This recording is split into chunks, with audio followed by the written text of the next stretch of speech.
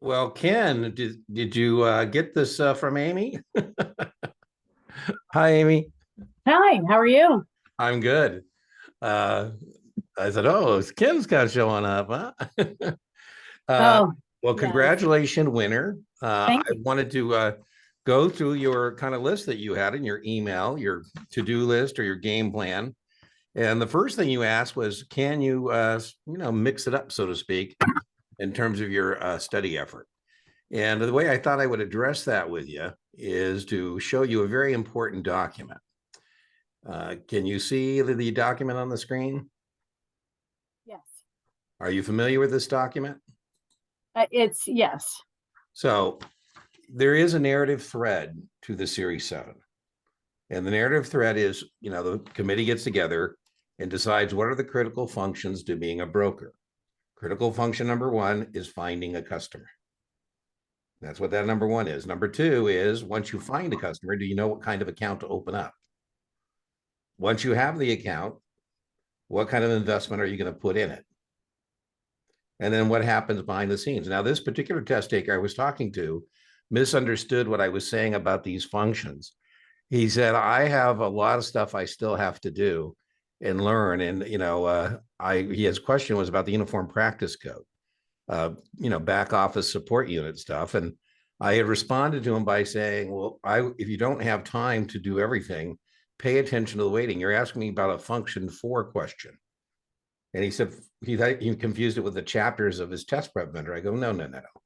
The functions from the content outline. If you don't have the time to do everything, I want you to stay focused on function three because that is 91 questions.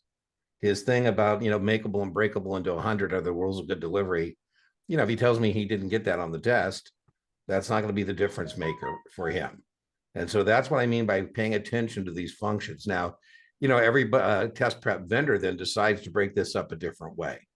And so, for example, I had a Kaplan person says, well, unit three. I said, no, not unit three, function three, which is unit two in Kaplan. So not every test prep vendor follows this outline. So my answer to you is yes, can you skip around? But if you don't want to follow the narrative thread of the test, make sure that when it's all said and done, that you're paying attention. I would print this PDF and have it next to you in terms of your study effort. Now, the reason this is also helpful. So I just told you that's function three, investment vehicles. That's stocks, that's bonds, that's mutual funds. And the next thing on your list is this thing about an L share and annuity. So if we go down here to page 10, and this is how, sometimes when I'm teaching, people say, well, how do you know that's not on the test? I said, they can't randomly make up things to test you on. If they're going to test you on it, it has to be in the content outline. We go to our function three in our content outline, and we go under what they're going to test us on variable annuities. I'd like to point out the absence of an L share. As you can see there, variable annuities, there's nothing there about an L share. Nobody has ever told me they've seen any question about an L share, right? So test prep vendors, you got to be careful. I consider myself to be a bridge, Amy, between the test prep vendors and the actual exam. My friend Brian Lee, the same thing. So sometimes those test prep vendors get carried away on things that that aren't there. So as you can see, where you are going to get tested on variable annuities is the big thing about, deferred. Why do you do it? So why do people do it? It's a non-qualified retirement plan where the earnings grow tax deferred. Your point, it has heightened suitability because it's not going to be a good product for everybody. Test question. If you've maxed out every other retirement plan you have available through your employer, your spouse, yourself, IRAs, you still want to save for retirement, you still got some money, well, then perhaps a variable annuity is for you. Now, there are going to be 4 or 5 questions on annuities. And as you can see, the big ones here are the air versus the assumed interest rate. I have, as you know, I have videos on all this stuff, accumulation units. This category here, so this is just me telling you my guesstimate, because this is 91 questions in total. Maybe if you maybe 4 or 5 on annuities. Now, I got to tell you, back in the days when they gave scores, I think of it as example. I think of a variable annuity as a mutual fund with an insurance wrapper. And that mutual fund, your question I punched in your list here, is the sub account is a mutual fund. That's the separate account or sub account. And you would pick that, to answer your question, the annuitant would pick that, whether they want a growth one or bond one, whatever that sub account is. But it's just like picking a mutual fund in terms of suitability. And then that's going to grow. What you're buying is accumulation units, and those are going to grow. And then at the end, you can decide whether to annuitize or not. But I'm certainly with you that, I'm not an insurance guy. I don't like variable products myself. That's not the test question. And so we don't recommend anybody. So I would say about a handful. Now, this guy I told him he's not going to get any variable life questions. And, then he passed and he got a score. He got a high score in the days we gave scores. And he said, Dean, I saw variable life insurance. I said, well, what did you see? And it actually ended up being a camouflaged, mutual fund question. Now, another thing you have here is partnerships. So again, this document is very helpful. And partnerships, all the test prep vendors go way, way overboard on partnerships, way overboard. Maybe 2 or 3 questions, but my God, if you were doing self-study and you looked at the partnership section and it was as many pages as it is, and you had as many practice problems as you do, you'd say, oh my God, I got to be a master of this thing. Now, partnerships are also known as direct participation programs. Now, of the 2 or 3 questions you're going to get, you are going to get tested on the distinction between a general partner, the one who's managing the business, and limited partners who have provided the money. And it is a very popular way to structure a business. So if we go to an attorney and I say, hey, I want to start a business, you can say, Dean, what kind of business structure do you want? Do you want to set up a corporation? Do you want to set up an LLC? Do you want to set up a partnership? Now, we offer partnerships just like any other investment opportunity. I say, hey, Amy, this is a partnership where we're raising 10 million to go out and buy hotels. We're going to buy hotels, and then we're going to pass through the income to limited partners like yourself, or we're going to go do oil and gas. We're going to go do equipment leasing. We're going to go buy a sports team. So there are numerous opportunities in this category. You are going to get tested on the types of partnerships. As you can see here, as we said, this is why this document is helpful. As you can see here, they tell you we're going to test you on types of partnerships. They're point blank at FINRA saying we are going to test you on various types of partnerships. We are going to test you on the roles and duties of the general partner versus the limited partner. So now, as I said, 2 or 3 questions here. So you don't want to overdose on partnerships. So you need to know the follow through. You need to know the various types, right? As I said, 2, 3 questions. Mm-hmm. So variable annuities, by the way, now you had options, and options are a big deal. So of the things you had on your kind of little list here, options are a big deal. Now, as we scroll through our content outline, there's all the stuff about options. Now, in this category, you're going to get about 20 questions. 20 questions. Give or plus, 5. Now, I think where a lot of people struggle, and hey, kudos on your SIE testing victory, that's going to pay big dividends for you now. So some of this should look familiar. So where I think people get hung up on options is they think there's a gazillion things going on. The 3 styles of questions. Can you see my whiteboard? Mm-hmm. The three types of questions you get are recognition, practical application, and judgment. So in any of these categories where you're struggling, you want to make really sure that you get all the recognition style questions you're entitled to. So for example, when do options expire? 11:59 Eastern time, 3rd Friday, right? That's just straight memory work. Practical application. What's the break even? What's the difference between American style and European style? American style, you can exercise anytime. European, only at the end. So all those recognition questions, I had one of my favorite students of all time, her name was Roberta, and she was really struggling with options. And I said, well, Roberta, at least make sure of the 20, maybe 5, 8, 9 aren't really option strategies. They're just stuff you got to know. When does the option agreement have to be back? 15 days, right? So you want to get all that. Now, in terms of strategy, where I think a lot of people get hung up is they think there's a zillion types of strategies. There's really not. There are calls and puts, and you can either buy them or sell them. And I just think this helps you just know that these are the things you got to be able to kind of master in terms of the suitability and the option strategies themselves. So in the speculative category, we have long calls. We have short calls. We have long puts. And we have short puts. Now, what I mean by speculative, Amy, is these are people who don't own the stock. They're just making a bet on the stock price. They're either buying volatility or they're selling volatility. So I'm going to call this 1. I'm going to call this 2. I'm going to call this 3. I'm going to call this 4. And this is Justine trying to impose some order on this. And what I mean by that is there are 9 strategies you're held accountable for. And so the basics. Now, options is the only part of your Series 7 exam that builds. And what I mean by that is you shouldn't be doing anything until you're solid on these basic positions, these basic speculative positions. Most of this stuff, if you don't know it, for example, you don't know partnerships. Oh, well, you missed 3 questions and on to the next thing, and hopefully you can redeem yourself later on. The only thing that builds is options. So that means if you don't lay base camp here before you move on, you can start going backwards a little bit. So the other speculative strategies you have are what we call multiple option strategies.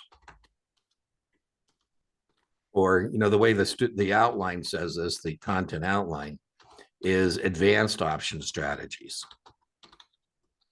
And again, we're going to pose order here. So this is my own arbitrary ordering of these strategies. And in this category, we got spreads and we got straddles. Again, you may end up with the stock, but you don't have the stock.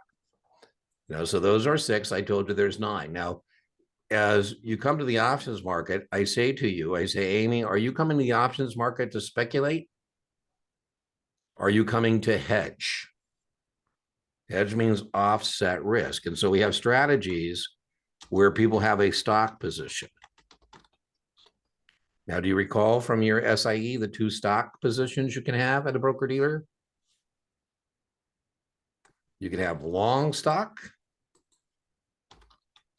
And what's the other thing you can have? Short stock. In most businesses, when you sell things you don't own, it's called fraud. But not in our business, right? And so one thing you can do is I could say, hey, Amy, that stock we bought? Why don't we generate some additional income by selling a call? Now, the vast majority, I just finished a class and I put the video up on the channel, Amy, and I called it the 7 most testable option questions. And the 7 are the basics and these hedges. So of those questions, the vast majority of the questions on your exam are going to be about basic positions and a covered call. Those are the 5 big ones. The other thing we have, and that I covered in this class last night, is a protective put. A put you're buying to protect a stock position. And again, it kind of makes sense that, the thing we want to kind of pay attention here is that for income, we're going to sell the option contract. Right? So, income, we sell, protection, we buy. And again, I don't know how much of the options you did for your SIE. You got your victory. Does this look like foreign stuff, or is there some familiarity with this a little bit? No, it's definitely familiar. Okay, that's good. That's a good thing. And so for protection, we're going to buy the option. Right. So if you hear, sometimes it's, that's why you want to practice, drill and rehearse. Because if you practice, drill and rehearse enough on your practice questions, you want to make sure RTFQ, you read the question, you read the full answer set. But you also, want to, have some key kind of pivot words you're looking for, like income or protection, things like that. Now, it's very testable to know the things that subject investors to unlimited risk. Right? If I come into your office and say, I want to lose so much money, you in advance can't tell me how much. You definitely should know that a short call, a naked or uncovered call, naked means you don't have the stock, subject you to unlimited risk, and so does selling stock short that you don't own.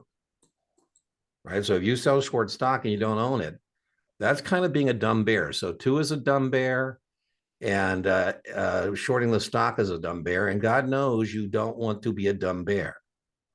So you should definitely know some risk mitigation strategies as it relates to short the stock. Hmm. And do you remember some of your risk mitigation strategies? This is our final one you're held accountable for on the test. Do you recall some risk mitigation strategies? So you sell stock you don't own. One risk mitigation strategy you might want to consider is buying a call. You know, if you're short the stock and you're long a call, you no longer would have unlimited risk. Now, remember, there's a lot of words. It's like learning a foreign language. I could say here, long a call, buy a call, whatever, floats your boat. Yeah, it's like I have to translate it in my head first before I understand it. Yeah. I got to tell you, that's a real challenge, Amy. One of my favorite students here, recent all times, is a young lady whose primary language is Mandarin. Can you imagine that? And she used to get so frustrated because she could call me and say, Dean, this word doesn't even come up in my Google Translator. Right. So we could buy a call. Now, the other thing we could do here and we get tested on is putting in a buy stop order. Right. And so, that's not part of the option strategies, but, risk mitigation is certainly something that we get tested on. How do we mitigate the risk? Because if we don't mitigate the risk, for example, if we just do this, we should know that if that's all we do, we got unlimited risk. And that's not bueno, right? Don't want to do that. Now, on the short call, the easiest way to take care of the short call is either to cover it or, let me just make a note here.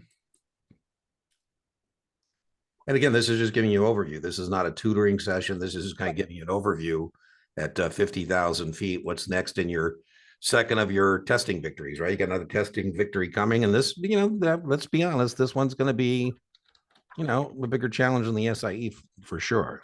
Yeah. I mean, I don't want to scare you, but we could do a credit call spread. So what I could do is take part of my money and buy a higher strike call just in case, just giving you an overview of what you could do here instead of that. The main point is don't do things on Series 7. You don't want to do anything that has unlimited risk. A short straddle also has unlimited risk. Because again, you have a naked call. That's where you're short two different type of contracts, and the short call could kill you. And as I said, the main point is you should certainly know there's not a whole lot of things that subject to unlimited risk. These are the handful of things that can lose an investor all the money. And that makes sense, right? That you would expect your broker knows things that would subject you to unlimited risk, right? And so when you're studying, remember risk and reward on all these 91 questions about investment vehicles is you're getting tested on how does the investment vehicle crash and burn? We just talked about partnerships. The Golden State Warriors are a partnership. The general partner is a guy named Joe Lacob. And then he rounded up 20 buddies of his to be limited partners for 20 million apiece to come up with the $400 million to buy the Warriors. The profits and losses flow through. But again, a guaranteed test question is you can't get in or out of the partnership without the permission of the general partner. Mm-hmm. And so you're definitely going to get tested on those partnerships do not have liquidity, right? So when you're going through this stuff, you just want to really pay attention to all the bad news, not your ability to call a customer and give them the good news, but the ability to call them and say, listen, this is not bueno. Vivek Ranadive is one of the major partners of the Warriors. He put 40 million in, more than 40 million, but he went to go buy the Sacramento Kings. That would be competing with that partnership, and he needs the permission of the GP to sell that partnership interest and then go do something that's very similar. Now, I thought Lacob was kind of stand up because Lacob said, okay, you don't like me and I don't like you. So, I'm going to let you out. But very important. Now, the other thing you get tested on is how do we sell investments? And when it's a partnership, that one was a private partnership.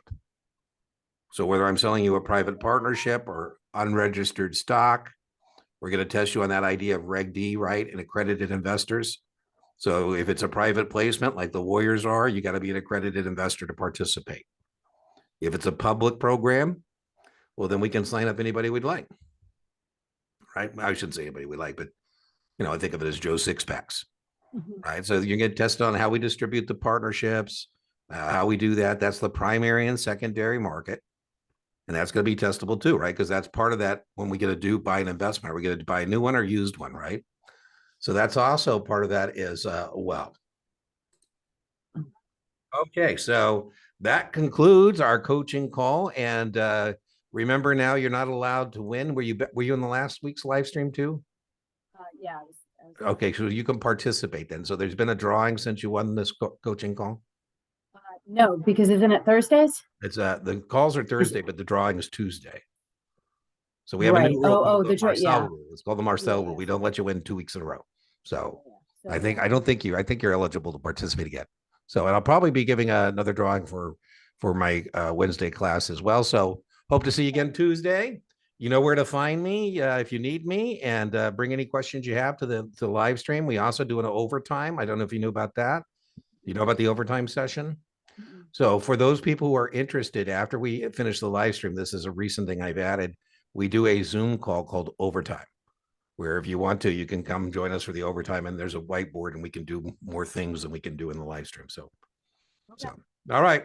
Fantastic. Thanks so much for your help. I appreciate it. My pleasure. Bye-bye. Take care. Bye.